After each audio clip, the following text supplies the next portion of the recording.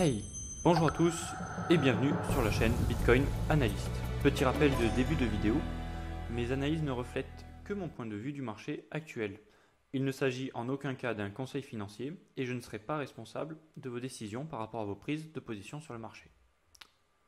Aujourd'hui, on se retrouve donc sur TradingView pour l'analyse de la paire Bitcoin face au dollar. On va jeter un rapide coup d'œil au plan général pour les nouveaux arrivants sur la chaîne. Depuis le 7 février, nous avons maintenu toujours le même plan avec un découpage en 5 vagues dont nous avons déjà fait les 3 premières avec le haut de la troisième aux alentours des 13 850 $. Et maintenant, on est à la recherche d'un bas d'une quatrième vague. Et pour cela, on va décompter à l'intérieur entre la 3 et la 4 en WXY. Je vais changer tout de suite de graphe pour avoir plus de détails. Hop, ceci pour avoir plus de visibilité. Voilà, on retrouve ici notre WXY. Donc notre W a été découpé en A, B et C. Notre YX aussi. Et maintenant, c'est au tour de notre Y en A, B et C. Dans notre ABC, on a déjà fait notre A. Ici, on le voit clairement, une A. On est à la recherche d'une target de B. Et enfin, quand on aura trouvé notre sommet de B, on sera en mesure de calculer notre bas de C, qui sera à la fois notre bas de C, notre bas de Y et notre bas de 4. Voilà, maintenant on va tout de suite passer dans cette zone pour calculer notre bas de notre petite B intermédiaire entre notre grosse A, B bleu turquoise, donc la petite B orange.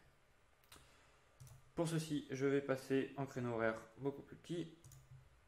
30 minutes me semble quelque chose de convenable. Et ici. Voilà. Alors, notre target de B. Pour calculer, on va placer notre petit Fibonacci au sommet de notre A et on va aller chercher l'origine ici. Les différentes targets de B sont, alors, je vais les indiquer par un petit rectangle vert avec un petit peu de fond. Alors, d'abord, on a les 38,2, donc c'est-à-dire cette zone ici. Ensuite, nous avons les 61,8 ici. Nous avons les 76,4, donc cette zone ici. Nous avons les 85,4 ici. Et enfin, un cas un peu plus rare, c'est la vague B de 90. Alors, c'est ici. On va zoomer un petit peu plus. 90, donc c'est cette zone-là. Voilà. Alors 90, si la vague B fait une correction de 90%, cela porte un nom, c'est une flat regular. Voilà. Donc ici, donc, la 38,2, on l'a déjà passé, donc on peut supprimer cette target d'achat. La 61,8, pareil. La 76,4 aussi. Et on voit clairement que ici, on a dépassé, juste la mèche, a dépassé les 85,4. Donc pour moi, comme vous avez dû sûrement le comprendre, la target de ma B serait les 90% de Fibonacci. Alors cela peut on peut avoir un deuxième moyen pour augmenter notre probabilité que notre B soit à 90% de Fibonacci. Donc pour cela, on va aller tracer et positionner notre C du sous-décompte. Alors pour cela, je prends mon Fibonacci d'extension, je pars de l'origine, je le place sur ma A, je le place sur ma B, et voilà. Ici, les différentes targets pour une C sont, alors, pareil, je vais les tracer, sont les 61,8, donc c'est cette zone-là. Après, on a les 100, les 123 et les 161,8. 123. Et enfin, les 161.8 qui sont un tout petit peu plus bas ici. Voilà. Personnellement, je trouve qu'il y a déjà une concordance entre notre target de C, ici présente, et notre target de B. On est dans la même zone. Donc je pense à un rebond au niveau d'une grande vague B de 90 et une C de 61.8. Ici.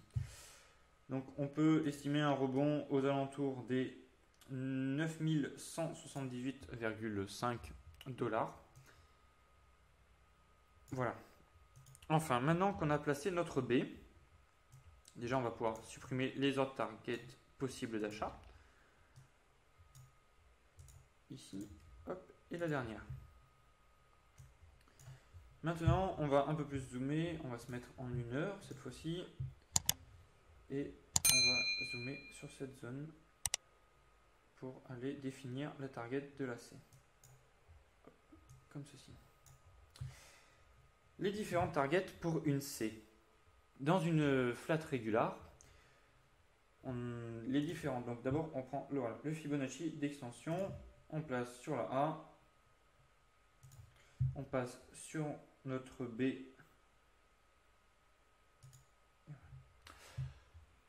Les targets pour une C, pour une flat régular sont alors les 61.8. Alors il s'agit d'une target de vente, donc c'est pour ça que je vais changer le code couleur, je vais la mettre directement en rouge. Les 61.8 ici. Ensuite, on a les 100% de Fibonacci ici. Et enfin, on a les 123.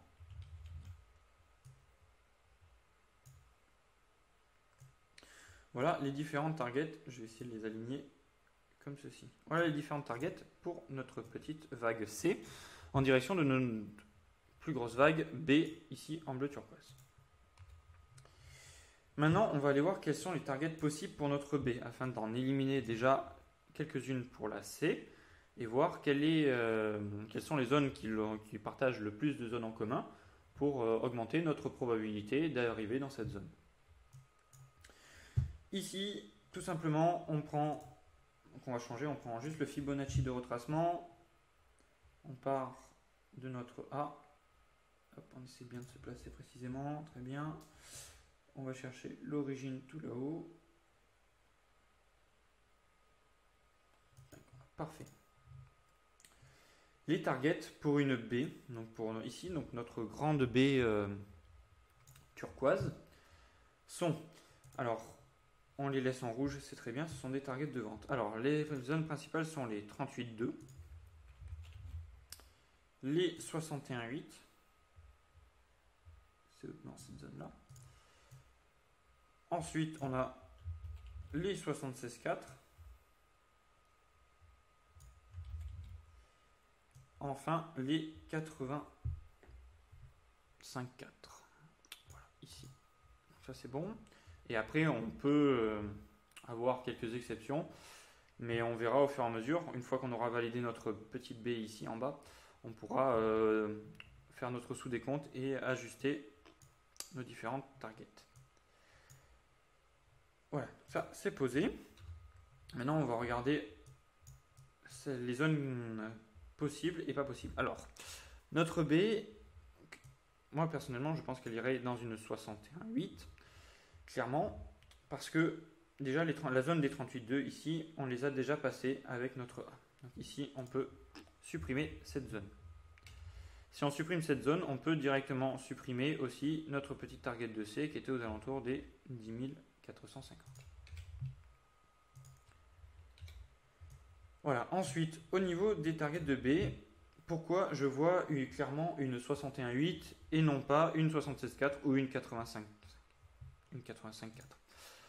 Alors, on va aller voir ce que ça s'appelle le Bitcoin CMI Future. Et il y a ce qu'on appelle sur ce cours des gaps. Alors, qu'est-ce qu'un gap? Alors, je vais vous indiquer ça tout de suite. Je prends mon petit brush, je prends un brush blanc. Voilà. Ici, vous voyez, ceci c'est un gap. Alors, c'est un trou dans la courbe. Alors, à chaque fois, les gaps sont bouchés. Alors, par exemple, on va prendre celui-ci. On va l'entourer. Celui-ci, ici, donc on avait un gap. Et quelques jours plus tard, on a rebouché ce gap ici. Voilà. Avant aussi, ici, clairement, il y a un gap. Je vais l'entourer encore. Ici, on a un gap. Et ici, on est venu le boucher. Voilà. Donc, ici, le dernier gap connu était aux alentours du 15 juillet. Et un prix environ qui commençait autour des 11 727 $. Donc clairement, je pense qu'on va aller boucher ce gap. Donc comme j'ai dit, aux 11 700 $. Donc on va aller voir sur les différentes targets de notre B. On réduit ceci, on se déplace. Et notre B de 61,8 est une zone entre les 11 583 et les 11 782. Donc clairement, on irait autour de cette zone des 61,8. Bien entendu, tout ça reste à confirmer.